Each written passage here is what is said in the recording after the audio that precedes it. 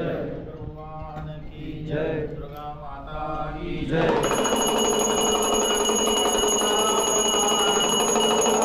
राधा कृष्ण भगवान की जय। लक्ष्मी नारायण भगवान की जय। श्यावर रामचंद्र की जय। विमलाय माता की जय। भवानी माता की जय। महालक्ष्मी माता की जय। आनंदेश्वर महादेव की जय। श्री छत्रपति शिवाजी महाराज की जय। प्रणनाथ पंडित जी भारत माता की जय। ओम नमः पार्वती पते शिव हर हर महादेव। शंभो।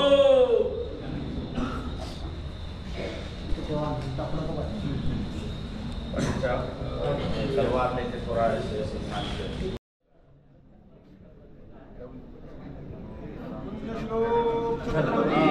शिवाजी महाराज की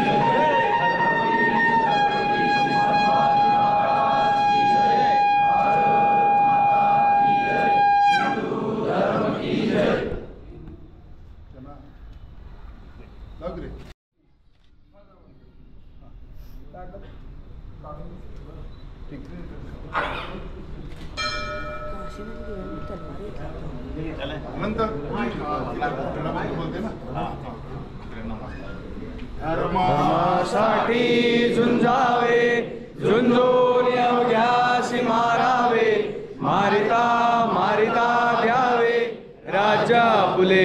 पुण्यश्लोक छत्रपती श्री शिवाजी महाराज की जय। धर्मवीर छत्रपती श्री संभाजी महाराज की जय। भारत माता की जय। हिंदू धर्म की जय। हर हर महादेव, हर हर महादेव, महादेव। पुण्यश्लोक छत्रपती श्री शिवाजी महाराज की जय। धर्मवीर छत्रपती श्री संभाजी महाराज की जय। भारत माता शिशु बोले, शिशु बोले।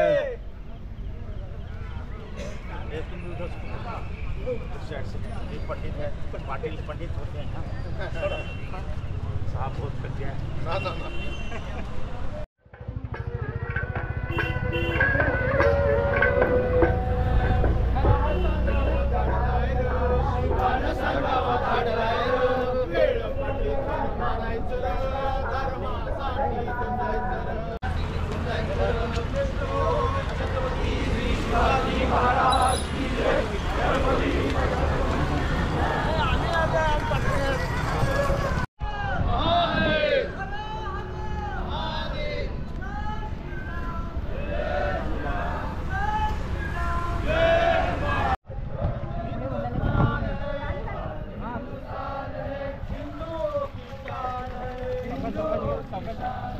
भगवान का वरदान है, भगवान का वरदान है। झंडा हिंदू राष्ट्र का, झंडा हिंदू राष्ट्र का, झंडा भारत वर्ष का। अगर देश के काम ना आए, अगर देश के काम ना आए, अगर देश के काम ना आए, तो जीवन बेकार, तो जीवन बेकार, तो जीवन बेकार, तो जीवन बेकार। हो जाओ तैयार साथियों, और उठा लो बंसी फेंको और उठा लो, बंसी फेंको और उठा लो। हाथों में हथियार, हाथों में हथियार, हाथों में हथियार, हाथों में हथियार। हो जाओ तैयार साथियों, हो जाओ तैयार, हो जाओ तैयार साथियों, हो जाओ तैयार, हो जाओ तैयार साथियों, हो जाओ तैयार, हो जाओ तैयार।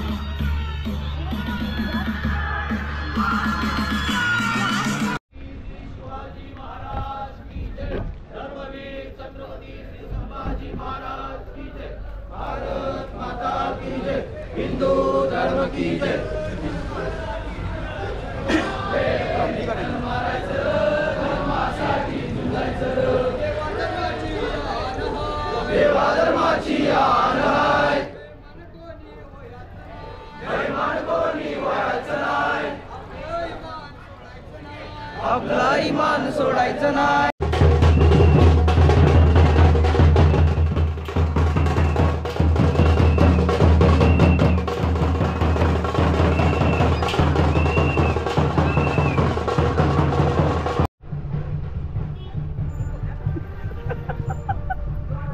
सगळे एकत्र होते एका फ्रेम मध्ये.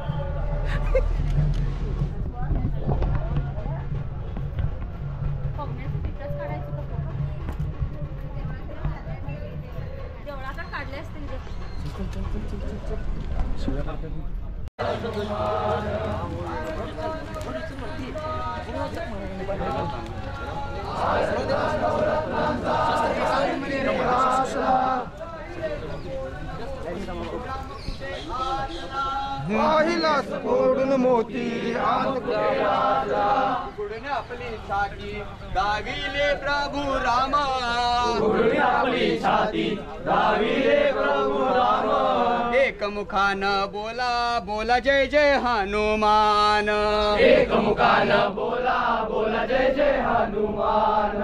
अंजनीच्या सुता तुला रामाचं वरदान. अंजनीच्या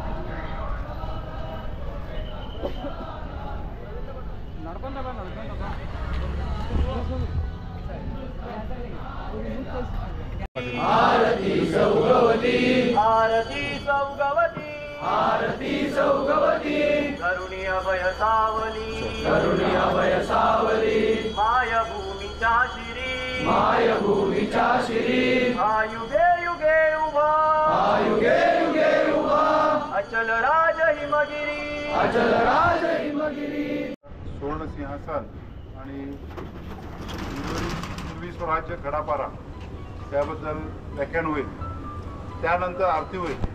हे मंत्र झाल्याशिवाय आपण कोणी हलायचं नाही. आदिशक्ती श्री तुळजाभवानी पवन पवित्र भगवादोय आणि शमशेरच्या धारेवरती अखंडिनुसारच्या लक्ष्मीचे पूजा बनणारे छत्रपती शिवराय आणि ज्यांच्या बलिदानामुळं ही परंपरा ही संस्कृती तुमच्या आमच्यापर्यंत पोहोचली. या संस्कृतीला जर आपलं सर्वस्व पलावणारे धर्मवीर छत्रपती संभाजी महाराज आणि माझ्यासारख्या आणि तुमच्यासारख्या लाखो तरुणांना देवा देशा धर्माचा वेळ लावणारे, देशासाठी जगावं कसं, देशासाठी मरावं कसं आणि देशावरती आलेल्या संकटाला टेचून मारावं कसं हे सांगणारे तुमचे आमचे गुरुवर्य आदरणीय श्री संभाजीराव विनायकराव भिडेगुरु यांना प्रथमतः वंदन. स्वातंत्र्याच्या नंतर या 75 वर्षात ही संस्कृती टिकावी, हा धर्म टिकावा, ही परंपरा टिकावी याकरता झटणाऱ्या सर्व क्रांतिकारांना माझं नमन. आज आपण दौडीचा दुसरा दिवस आहे आणि या दौडीच्या दुसऱ्या दिवशी आपण सर्वजण मोठ्या संख्येनं या दौडीमध्ये सहभागी झालो आणि आपल्याला आता जळ पोचली आहे. ही संख्या वाढलेल्या याचं कारण आहे प्रत्येकापर्यंत हा विषय पोचलाय. आपण जागं झालं पाहिजे, आपण शिवाजी महाराजांच्या आणि संभाजी महाराजांच्या परंपरेशी जोडलं पाहिजे, ही प्रत्येक हिंदू समाजाला जाणीव झालेली आहे. कारण आज तर आपण पाहत असताना, मी येत असताना कॅम्पमध्ये पाहिलं की कॉर्पोरेशनच्या महिला होत्या, कर्मचारी होत्या, त्या आपला उद्योग हातातला बाजूला ठेवून येऊन ध्वजाच्या पाया पडत होत्या. हे पाहून वाटतं की प्रत्येकाच्या तळागळात सामान्य व्यक्तीपर्यंत हा विषय पोचलाय की आपण आता धर्माशी एकरूप झालं पाहिजे, राष्ट्राची एकरूप झालं पाहिजे, शिवाजी महाराज संभाजी महाराज या परंपरेशी जोडलं गेलं पाहिजे. प्रत्येकाला आता जाणीव झालेली आहे. बंधूंनो, आज आपल्यापर्यंत इथं येण्याचं कारण आहे 7 वर्ष उलटून गेलेले आहेत. 4 जून 2017 रोजी रायगडावरती 1 लाख धारकऱ्यांचं शिवछत्रपतींना स्मरून, सूर्यनारायणाला स्मरून 1 लाख धारकऱ्यांनी संकल्प सोडला होता की रायगडावरती शिवाजी महाराजांचं जसं होतं तसं सिंहासन आपण स्थापन करणार, पुनर्संस्थापना करणार. परंतु 7 वर्ष उलटून गेली. मधल्या काळात 2 वर्ष कोरोना आला. येत्या वर्षभरात गुरुजींनी आता सांगितलं, येत्या वर्षभरात त्या रायगडावरचं सिंहासन पुनर्संस्थापना होणार. का हो? रायगडावरचं सिंहासन का आणि कशा करता, हा जर समाजाला प्रश्न पडला असेल तर आपण एका तिथून आपण विचार केला पाहिजे, रायगडावरचं सिंहासन का पाहिजे. आपल्याला माहिती असेल त्या महाभारतामध्ये द्वापर युगामध्ये भगवान श्रीकृष्णाने माता द्रौपदीला अभिवचन दिलं होतं. कौरवांनी कपटीपणाने पांडवांचं राज हिसकावून घेतलं आणि 12 वर्ष वनवास भोगावा लावला आणि 1 वर्ष अज्ञातवास भोगावा लावला. ते पांडव वनवास भोगले आणि वनवास भोगून हस्तिनापुरात परत आले. हस्तिनापुरात झोपडी मारली, झोपडीत राहू लागली. 13 वर्ष कोणाच्या समोर आले नव्हते. मग सामान्य लोकांच्या कानापर्यंतची वार्ता गेली की पांडव आलेत, माता द्रौपदी आले, जावं, भेटावं, विचारावं, दर्शन घ्यावं. याकरता सामान्य लोक धावत धावत हस्तिनापुराच्या विशीत गेली आणि हीच वार्ता द्वारकेला गेली. भगवान श्रीकृष्णांच्या कानावरती भगवान श्रीकृष्ण आले, रथातनं उतरते. त्यावेळा माता द्रौपदी झोपडीतनं ओरडते की भगवान थांबा, जिथं आहात तिथंच थांबा. या सामान्य लोकांगात आलात असाल तर निघून जावा, वेगळं काय सांगणार असाल तर आत या. ही माता द्रौपदी भगवान श्रीकृष्णावरती चिडते. भगवान येतात, झोपडीत येतात, बसतात आणि माता द्रौपदीला एक अभिवचन देतात की सखे द्रौपदे, मी तुला एक अभिवचन देतो. येणाऱ्या काळामध्ये त्या हस्तिनापुराच्या सिंहासनाकरता त्या कुरुक्षेत्राच्या मैदानावरती एक महाभयंकर युद्ध होईल आणि त्या युद्धाच्या परिणामानंतर त्या हस्तिनापुराच्या सिंहासनावरती युधिष्ठिर सम्राट आणि सम्राज्ञी म्हणून तू बसणार आहेस. हे माझं तुला अभिवचन आहे.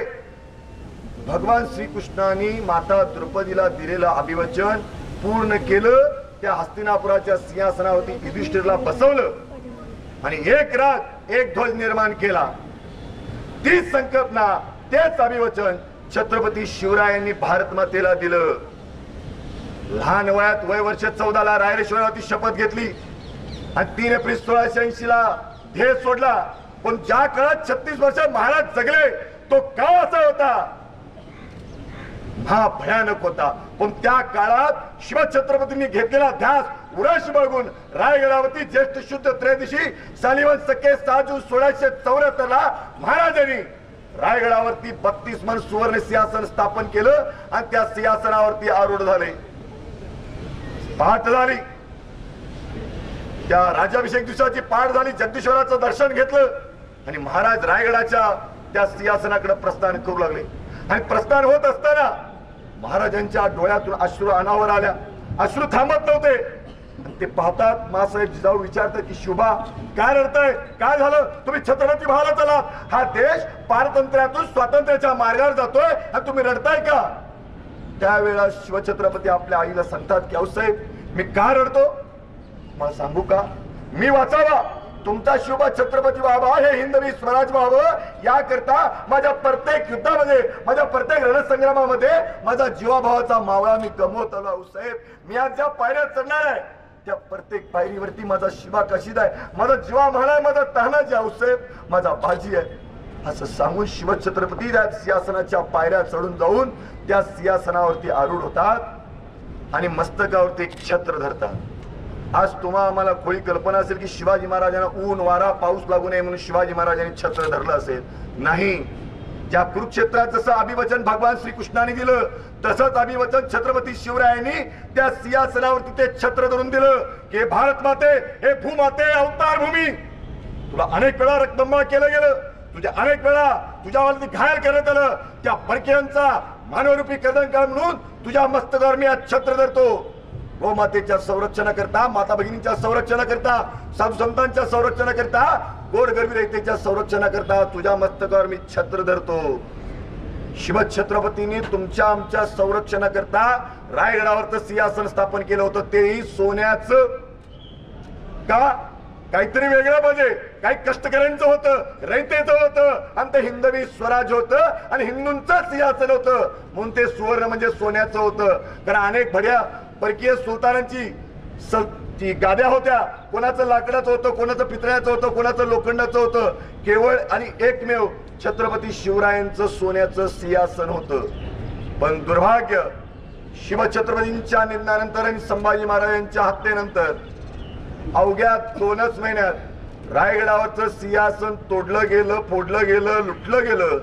त्यापासून ते आज तक रायगडवरचं सिंहासन पुनर्स्थापना झाली नाही.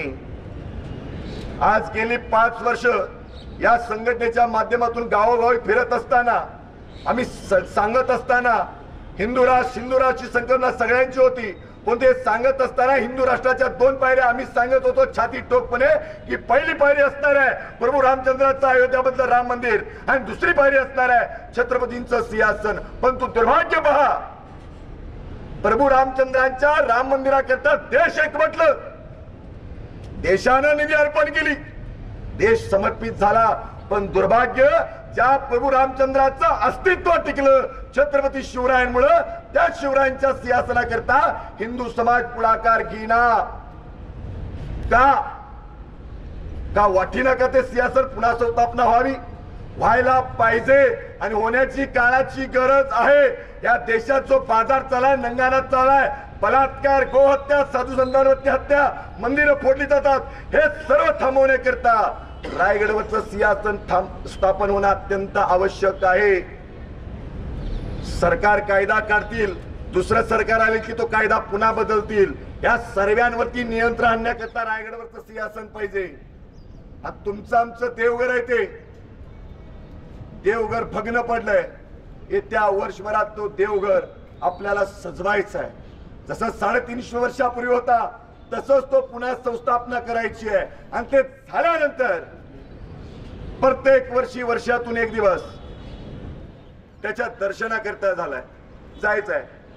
हिंदवी स्वराज कडा पहारा, माफ करा, घाई गडबडीत 5-10 मिनिटात सर्व आवरावं लागतंय का? कारण वेळ ही तितका नाहीये. विषय इतका मोठा आहे की बसून 2-3 तास सविस्तरपणे बोलावं, परंतु वेळ तितका नाहीये, म्हणून घाई गडबडीत सांगतोय. ते स्थापन झाल्यानंतर वर्षातून एकदा रायगडावरती आपल्याला शिवाजी महाराजांच्या दर्शनाला जायचं आहे. कडापारा म्हणजे रायगडावरती जावं आणि शिवाजी महाराजांच्या समाधीचं किंवा त्या सिंहासनाचं संरक्षण करावं नाही. शिवछत्रपती आहेत ते, कोणाच्या संरक्षणाची गरज नाहीये. आपण जायचंय, जाऊन शिवाजी महाराजांच्या समाधीसमोर त्या सिंहासनावर जाऊन थांबून बसून एक रात्र घालून जिथं नियोजनामध्ये राहील तिथं जाऊन आपल्या हृदयात तेलवात ज्योत पेटवून यायची आहे. आणि राहिलेले 364-65 दिवस वर्षाचे आपल्या वाड्या, वस्तीत, गावात, जिल्ह्यात, तालुक्यात शिवछत्रपती संभाजी महाराज या विचारधारणेशी राहून काम करायचं आहे. म्हणजे काय करावं? आपण ज्या भागात राहतो, ज्या भागात एकही परस्त्रीवरती मातेला त्याच्यावरती अत्याचार होणार नाही, परस्त्री मातेसमान मानली जाईल, गो हत्या थांबेल, साधू संतांवरती अत्याचार होणार नाही आणि या देशाविरोधात घोषणा दिल्या जाणार नाहीत, याकरता आपण तत्पर राहिलं पाहिजे. आणि जर कोणी भडवा हे सर्व करण्याचा प्रयत्न करेल त्याला ताबडतोब ठेचायचं आहे. हे आहे हिंदवी स्वराज कडापाराचं नियोजन. गुरुजींना 7 वर्षापूर्वी सुचलं आणि देशाच्या पंतप्रधानांना 4 वर्षापूर्वी सुचलं. अग्निवीर जी योजना आणली, हा हिंदवी स्वराज्य कडापाराचा एक दुसरा भागच आहे. आपण त्यात सहभागी होतोय म्हणजे आपलं भाग्य आहे. 350 वर्षापूर्वी शिवाजी महाराजांच्या सानिध्यात राहिलो नाही, तो योग, तो काळ पुन्हा एकदा परमात्म्याने आमच्या वाटेला आणलाय. आणि ते आपण केलंच पाहिजे. आणि नाही कराल तर याद राखा, आज जी परिस्थिती देशाच्या कानोकोपऱ्यात आहे. मला अनेकांनी सांगितलं, मी ज्यावेळेला फिरतो बांगलादेश लांब सोडा हो, देशाच्या बाहेर आहे. परिस्थिती बांगलादेशमध्ये काय झाली तुम्हाला चांगले माहिती आहे, पण सांगतोय देशात ती परिस्थिती दररोज आहे. सिंहासन स्थापन होणं, हिंदवी स्वराज कडापारे नियमित चालू होणं ही काळाची गरज आहे. या सगळ्या गोष्टींवरती तुम्हीच आळा आणू शकता, दुसरं कोणी करू शकणार नाहीये. आज प्रशासनही तुमच्या आमच्या बाजूने थांबतोय, कारण त्यांनाही ठाऊक आहे हेच पुढं जाऊन या देशाचं संरक्षण करणार आहे. त्यांना चांगली माहिती आहे आपण हे काम करत असताना एक सुतळीचा तुकडा इकडे तिकडे आपण करत नाही. आपण ज्या वेळेला शिस्तबद्ध दौड जाते, मोहीम जाते, काही जाऊ, आपलं ज्या वेळेला काम जातं प्रशासनही निष्कोणपणे राहतं, कारण हे जात असते वेळी समाजाला काही धोका नाही, प्रशासनालाही माहित आहे. परंतु अनेक मोर्चे, अनेक जल्लोष निघतात, त्यावेळेला मात्र प्रशासनाला चांगलं माहित आहे की यांच्यापासून आम्हाला धोका आहे. बंधूंनो, बोलणं भरपूर आहे, जाता जाता इतकंच सांगणार आहे.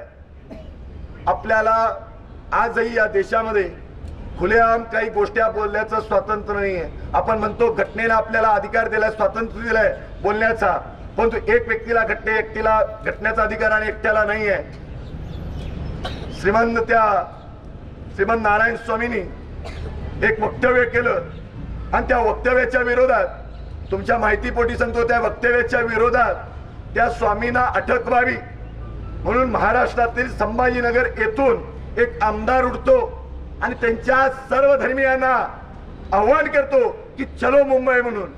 आणि ह्याच्यामध्ये त्या रॅलीमध्ये तिरंगा रॅली म्हणून त्याला नाव दिलं गेलं, पण त्या रॅलीमध्ये तिरंगा कुठं दिसला का पहा तुम्ही. केवळ 2च कलरचे ध्वज होते, एक पांढरा आणि एक हिरवा, आणि त्याच्यात अशोक चक्र.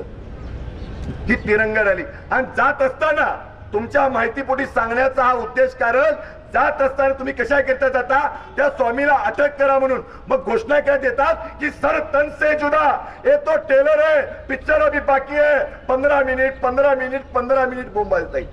हा काय उद्योग आहे? आपल्याला खुलेआम चेतावणी देत आहे. मग आपण काय करावं? शिवछत्रपती परंपरा, भगवान श्रीकृष्णासमोर ज्या वेळेला अर्जुन नपुसकपणे येऊन खालती बसला युद्धाच्या मैदानावरती, हातातलं गांडीव धनुष्यबाण ठेवलं आणि भगवान श्रीकृष्णासमोर म्हणतोय की माधवा मी नाही लढणार. कशा करता लढू? तर माझ्या समोर माझा पितामह भीष्म आहे, गुरु द्रोणाचार्य आहे, माझे 100 भाऊ आहेत आणि त्यांच्या समोर मी युद्ध करावं देशाकरता, त्या सिंहासनाकरता? नाही माधोबा, मी युद्ध करणार नाही. त्यावेळेला त्या अर्जुनाला भगवान श्रीकृष्ण सांगतात, हे अर्जुना उठ, एक गांडूत्व शंडूत्व सोड आणि उचलते धनुष. उठ, मी सांगतोय ना, युद्ध कर. शेतातली कंस छाटावी तसं या हरामखोरांची मुंडकी छाट. उठ, ते उचल धनुष.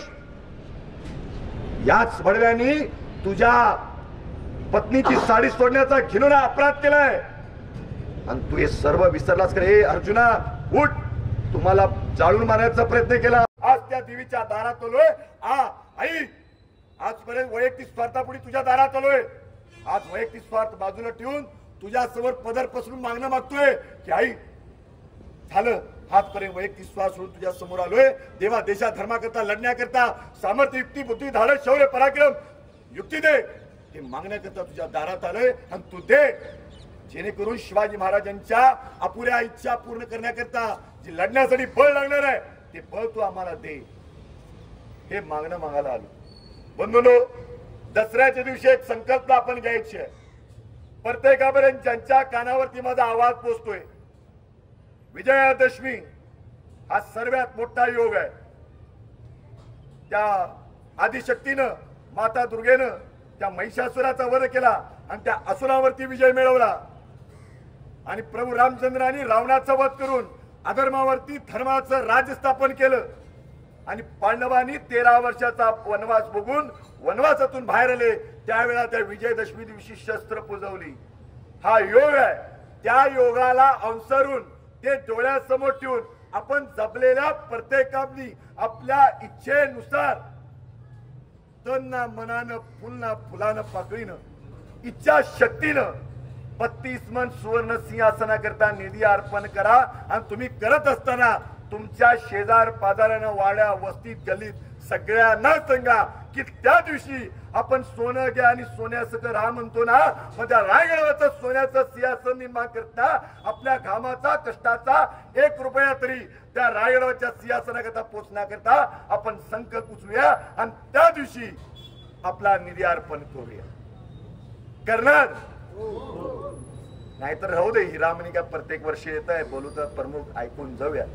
सांगता समारोपला महाराष्ट्रातून वक्ते येतात, सांगताय जाऊया. त्यातनं काहीतरी घेतलं पाहिजे. याचा काय उपयोग? काय दौड काढून, मोहिमा करून, बलिदान मास करून मग उपयोग? आपण काय घेत नसाल तर याद राखा, माती मूळ व्हाल. इतिहासात तुमचं नाव राहणार नाही. 186 राष्ट्रापैकी 76 राष्ट्रांनी तुमच्या आमच्यावरती आक्रमण केलेत. काय त्या भडव्यांचं या भारत मातेनं काय खाल्लं माहित नाही. त्या 76 भडव्यांनी या देशावरती आक्रमण केले. तुमच्या आमच्यावरती एक तो डाग आहे. ती 76 राष्ट्र हुडकून प्रत्येकावरती हल्ला करून त्या राष्ट्रावरती जाऊन आपली चढाई करायची आहे आणि त्या मस्तकावरती हा पवन पवित्र भगवा ध्वज फडकायचा आहे. गुरुजींनी सांगितल्याबरोबर हिंदवी स्वराज स्वातंत्र्य पदयात्रा आपण करतो. अशाच मोठ्या संख्येनं त्यातही सहभागी व्हा. कारण तुम्हाला सांगतो, या हिंदूंशी, या परंपरेशी, शिवाजी महाराजांशी आणि शिवाजी महाराज, संभाजी महाराज परंपरेशी तिरंग्याचं ना देणं ना घेणं आहे. केवळ भगवा ध्वज त्या भारत मातेवरती तो आपल्याला खांद्यावरती पुन्हा द्यायचा आहे. याकरता आपल्याला फार म्हणजे फार परिश्रम करावा लागणार आहे. त्याकरता सज्ज होऊया. वाल भगवान शंकर समोर आहेत तुमच्या.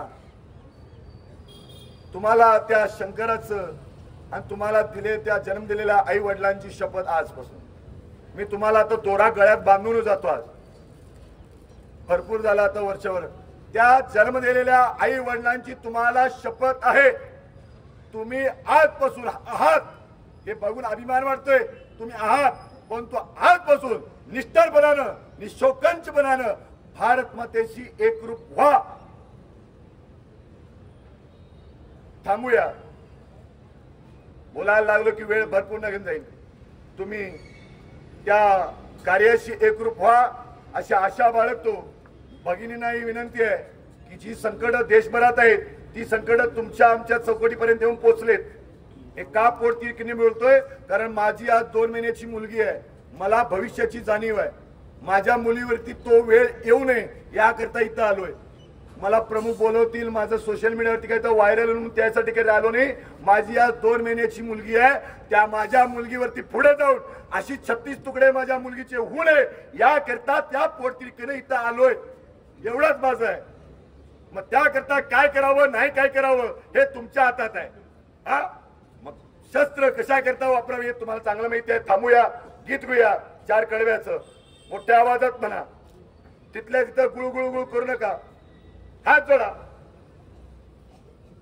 हो जाओ तैयार साथियों, हो जाओ तैयार, हो जाओ तैयार साथियों, हो जाओ तैयार, हो जाओ तैयार साथियों, हो जाओ तैयार, हो जाओ तैयार साथियों, हो जाओ तैयार. अर्पित कर दो तन मन धन, अर्पित कर दो तन मन धन, मांग रहा बलिदान वतन, मांग रहा बलिदान वतन. अगर देश के काम न आए, अगर देश के काम न आए, अगर देश के काम न आए, अगर देश के काम न आए, तो जीवन बेकार, तो जीवन बेकार, तो जीवन बेकार. तो जीवन हो बेकार. जाओ तैयार साथियों, हो जाओ तैयार, हो जाओ तैयार साथियों, हो जाओ तैयार, हो जाओ तैयार साथियों, हो जाओ तैयार. हो जाओ तैयार साथियों, हो जाओ तैयार. जय श्री राम, जय श्री राम, जय श्री राम. जय हनुमान. तो छत्रपती श्री शिवाजी महाराज की जय. धर्मवीर छत्रपती श्री संभाजी महाराज की जय. भारत माता की जय. हिंदू धर्म की जय. हिरे जनुका मुकुट शोभा तो बरा, दुर्लभीनु पुढे चरणी घागरिया. जय देव जय मंगल मूर्ती, दर्शन मात्रे मान कामना पूर्ती. जय देव जय. हरे राम राम राम हरे हरे, हरे कृष्ण कृष्ण कृष्ण हरे राम राम हरे हरे, हरे कृष्ण कृष्ण कृष्ण हरे. प्रताप शिवरायांचा 8वा साक्षेप भूमंडळी. शिवरायांचे कैसे बोलणे, शिवरायांचे कैसे चालणे, शिवरायांची सलगी देणे कैसी असे. सकल सुखांचा केला त्याग, म्हणून साधिले तो योग. राज्य साधनांची लगबग कैसी.